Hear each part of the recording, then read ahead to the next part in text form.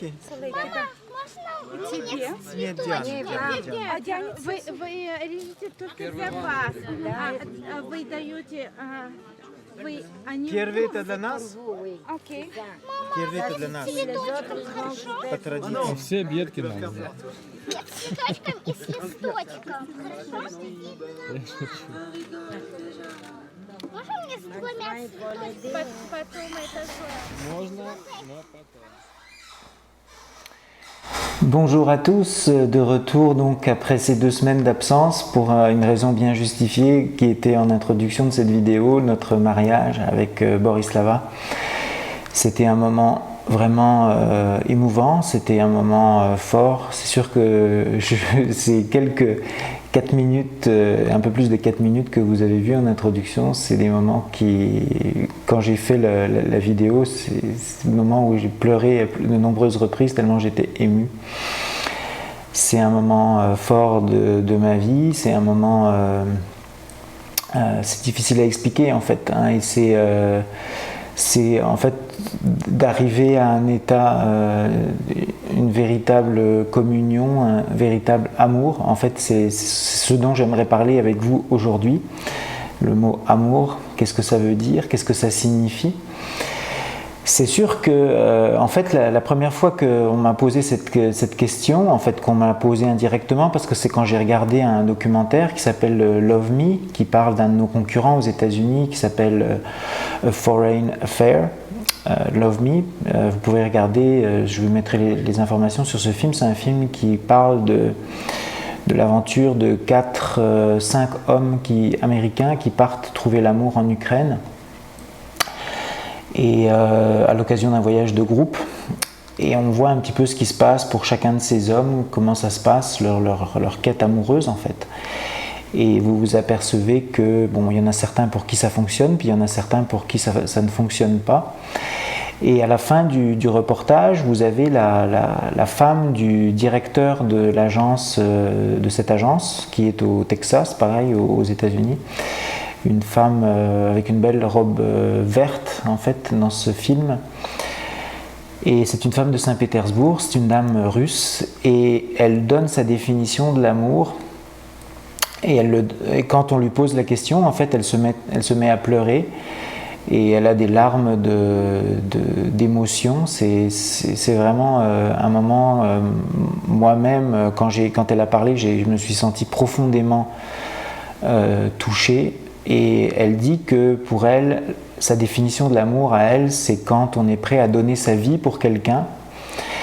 Et elle explique aussi dans un deuxième temps que l'amour, c'est une quête, c'est une recherche, et qu'il y a certaines personnes qui vont la chercher pendant toute leur vie sans jamais trouver cet amour. Et c'est pas donné à tout le monde en fait de pouvoir trouver l'amour. Et le CQMI, l'agence de rencontre CQMI, pour nous, notre mission, c'est de vous aider à trouver l'amour. C'est pas, je dirais, le cœur, le fondement de notre mission, c'est ça, c'est de vous aider à trouver ça. Je veux dire, vous pouvez trouver l'amour au Québec, au Canada, en France, avec une femme française, avec une femme québécoise. C'est sûr qu'il y a des tas d'histoires d'amour qui existent ici aussi. Au Canada, on n'a pas forcément besoin d'aller en Europe ou en Europe de l'Est, en Ukraine ou en Russie pour trouver l'amour. La seule chose, c'est que, comme je l'explique dans de nombreuses vidéos, vous avez beaucoup plus de possibilités en allant en Ukraine ou en Russie. Vous avez immensément plus de possibilités que vous en avez dans votre région locale. Et on va voir pourquoi c'est important d'avoir plus de possibilités aujourd'hui. En tout cas, moi, je vais essayer de vous donner aujourd'hui ma définition de l'amour telle que je le ressens, tel que je le sens. Maintenant, ça m'appartient, c'est ma définition à moi. Après, c'est à vous de faire votre chemin personnel, puis de comprendre un petit peu quelle est votre définition de l'amour à vous. Qu'est-ce que c'est que vous recherchez, en fait? C'est une question que je vais vous poser à tous, autant que vous êtes, quand vous venez ici au CQMI, parce qu'en fait, j'ai pas l'intention de vous faire perdre votre temps, votre argent, et j'ai pas l'intention non plus, moi, de perdre mon temps et mon énergie si vous n'avez pas clairement votre objectif en tête. Et alors on va voir aujourd'hui ensemble un grand mot pour une grande signification qui est en fait l'amour. Et en fait l'amour, c'est ce que vous avez vu en introduction dans ces images. Je pense que les images parlent d'elles-mêmes. On a, Borislava et moi, trouvé l'amour et on a une chance extraordinaire, une chance infinie. On est très reconnaissant d'avoir ce bonheur et d'avoir cette famille en fait.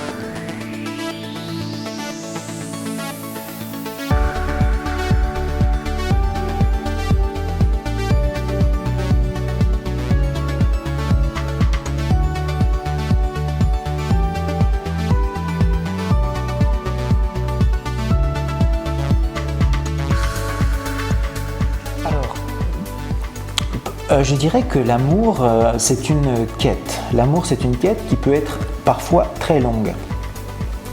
Dans mon cas, c'est une quête qui a été très longue aussi. Alors, il faut éviter absolument le concept de la pensée magique. Alors, la pensée magique, c'est de se dire, voilà, je vais payer, j'ai trouvé un profil, ce profil me plaît physiquement, la description m'intéresse, donc j'ai payé, je vais avoir ce profil. C'est comme en fait, c'est comme le concept d'acheter un logiciel, d'acheter une imprimante sur internet ou d'acheter quelque chose en ligne, ça n'a aucun sens. L'amour, c'est absolument pas ça. Bon, on est obligé aujourd'hui, avec la technologie, avec nos outils de communication, de proposer un certain nombre de possibilités en fait, d'ouverture vers en fait j'aime pas ce terme là, mais on a un catalogue d'adhérentes qui sont inscrites sur notre agence. Maintenant c'est sûr que si vous vous contentez de regarder le catalogue sans aller rencontrer ces personnes, la possibilité que vous rencontriez l'amour, ou alors encore pire, si vous vous inscrivez et puis vous faites seulement écrire des lettres, la possibilité pour vous de rencontrer l'amour, elle est nulle, on est d'accord par rapport à ça. Donc l'amour, c'est une quête, c'est un chemin, c'est un chemin qui va vous amener à rencontrer toutes sortes de personnes jusqu'à ce que vous rencontriez la bonne personne. Et c'est un chemin qui peut être long, difficile et qui peut vous amener aussi beaucoup de déceptions, beaucoup de tristesse, beaucoup de moments forts aussi, des moments d'illumination, des moments où vous allez comprendre des choses sur vous, des moments où vous allez comprendre qui vous êtes réellement. C'est un chemin que pas tout le monde a le courage et la capacité de faire. Maintenant, c'est un chemin qui en vaut la peine parce que quand vous arrivez à rencontrer réellement cette personne qui compte pour vous et qui vous comprend et qui vous aime, vous allez faire un autre chemin, celui-là, le chemin qui sera dans la famille, qui est un chemin aussi encore plus intéressant, mais qui vous allez réellement atteindre un objectif. Et c'est ça, moi j'aime raisonner en tant qu'objectif.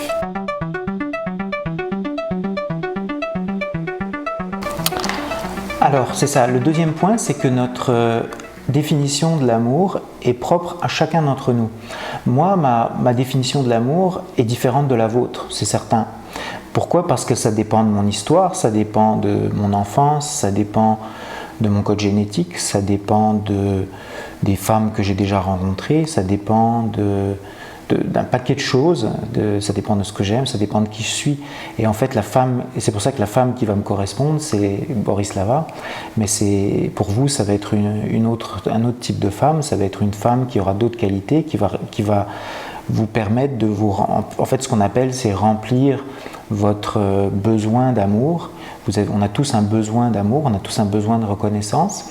Et il y a une femme, et il n'y en a pas seulement qu'une, en fait, il y en a probablement plusieurs qui peuvent correspondre à votre besoin particulier. Mais vous allez pouvoir rencontrer une femme dans votre vie, si vous faites cette recherche, si vous faites cette quête, si vous êtes patient, si vous avez l'énergie, le temps à investir dans ce travail, puisque c'est un travail, c'est un effort qu'il faut faire pour arriver à rencontrer l'amour, et vous allez avoir une personne qui quand vous allez la rencontrer, vous allez la reconnaître, vous allez voir, en fait, quand vous allez la rencontrer en vrai, pas quand vous allez la voir sur un site internet. C'est dommage parfois de voir des gens qui peuvent penser des choses comme ça, qu'on peut trouver quelqu'un sur un site internet sans la rencontrer en fait, hein, en pensant qu'avant de faire votre voyage, vous avez déjà trouvé la personne qui répond à votre besoin d'amour. En fait, le besoin d'amour, c'est quelque chose que vous allez ressentir de tout votre corps, c'est quelque chose que vous allez vivre en vrai, en réel, dans des situations concrètes. C'est pas quelque chose que vous allez vivre avec des lettres, c'est certain. Alors voilà, donc moi dans mon cas par exemple, je sais que j'avais fait un effort, j'avais mon coach que j'allais voir régulièrement avant de faire mon voyage en Ukraine. Et je sais qu'avant de faire ce voyage, j'avais décrit Borislava telle que je la voyais. En fait, bon, je ne savais pas qu'elle s'appelait Borislava avant de faire mon voyage, mais j'avais décrit ses caractéristiques, ses critères, quels étaient mes besoins. Et c'était par rapport à mes besoins à moi. Quel genre de personne pouvait potentiellement vivre à mes côtés. Et j'ai fait un travail vraiment sérieux, je me suis profondément investi là-dedans et j'ai été capable de décrire un certain nombre de choses sur elle avant de la rencontrer. Et quand je l'ai rencontrée, c'est sûr que j'avais fait quand même une grosse partie du travail. Donc l'amour, c'est aussi ça, c'est quelque chose qui est... c'est une personne que vous allez rencontrer qui est différente pour chacun d'entre nous parce qu'on est tous différents. Donc voilà, ça c'est le deuxième point sur lequel je voulais insister. Alors, une troisième chose aussi, c'est qu'on peut définir l'amour. C'est sûr que c'est un terme qui est très difficile à définir, l'amour. Hein. C'est pas tangible, c'est pas comme un crayon, c'est pas comme une feuille, c'est quelque chose qui a beaucoup de sens, beaucoup de signification, mais qui est difficile à expliquer. Alors, une façon de l'expliquer, c'est de l'expliquer qu'est-ce qui se passe quand il n'y a pas d'amour, en fait. Il y a une situation avec de l'amour, puis une situation sans amour. Alors, une situation qu'on peut vivre quand on n'a pas la chance de rencontrer l'amour, c'est qu'on a peut-être déjà tous ressenti ça, moi je l'ai ressenti personnellement. On a l'impression que notre vie n'a pas de sens en fait. Moi j'avais l'impression que d'être en fait un petit peu comme une machine, comme un robot, d'avoir un travail, d'avoir des obligations, d'avoir des choses à faire, mais il n'y a pas vraiment de sens en fait. Oui, on retrouve cet aspect-là chez des gens qui sont à la veille de mourir, par exemple. Bon, il y a eu plusieurs reportages qui ont été faits. Une dame qui a fait un reportage sur c'était quoi les 5 choses les plus importantes que les gens pensaient quand ils étaient à la veille de mourir, sur leur lit de mort. Et en fait, à la fin, tout ce qui reste, c'est l'amour, en fait. C'est pas l'argent qu'on a gagné, c'est pas les maisons qu'on a construites, c'est pas les biens matériels qui restent, mais c'est vraiment l'amour qu'il y a eu dans notre vie. Qu'est-ce qu'on a reçu comme amour, qu'est-ce qu'on a eu comme amour, qu'est-ce qu'on a donné, les relations qu'on a eues avec ses enfants, les relations qu'on a eues avec... donc c'est toutes ces choses-là qui sont les plus importantes au final. Et c'est ça en fait qui donne un sens à la vie, parce que c'est la chose dont on se souvient juste avant de mourir, c'est la seule chose qui reste. Et c'est pas en fait les comptes d'hydro ou les comptes qu'on a payés, c'est pas le travail qu'on a fait, c'est pas bon, à moins d'être une personne qui a changé l'humanité, d'avoir fait des choses qui sont réellement énormes pour l'humanité, mais je sais pas. Le muret qu'on a construit dans son jardin, les choses comme ça, c'est pas ça qui reste. Ce qui reste, c'est vraiment l'amour. C'est ça. Donc c'est aussi une façon de définir, je pense en tout cas, l'amour. Alors l'amour aussi, moi, en tout cas, ça rentre vraiment dans ma définition à moi, probablement que ça rentre pas dans votre définition à vous, mais pour moi l'amour c'était une sécurité. Et je pense que dans le cas de la femme dont je vous parlais, qui vient de Saint-Pétersbourg, la femme du directeur de l'agence Foreign Affairs aux États-Unis, à la fin du documentaire de Love Me, elle explique que pour elle, l'amour, c'est quand on est prêt à donner sa vie pour cette personne-là. Et elle dit aussi que tout le monde n'a pas la chance, malheureusement, de rencontrer l'amour dans sa vie. Et moi, ce que j'y vois là-dedans, c'est qu'en fait, elle est prête à donner sa vie pour l'autre. Donc ça veut dire que, indirectement, l'autre et elle, ça devient une entité unique. Alors là, ça fait exploser les gens, le monde féministe et le monde des gens bien pensants en psychologie, etc. C'est-à-dire où tout le monde va vous expliquer que la fusion c'est mal, la fusion c'est pas bien. Mais en fait, quand on arrive dans un état amoureux, dans un état où on a vraiment trouvé la personne qui nous fit, en fait, c'est comme en fait les pièces d'un puzzle qui s'harmonisent l'un avec l'autre. C'est un état de force, en fait. On nous explique parfois, vous allez voir des psychologues, vous allez voir des livres, vous allez voir des gens bien pensants dans la société qui vous expliquent que la fusion c'est mal, qu'il faut être bien seul.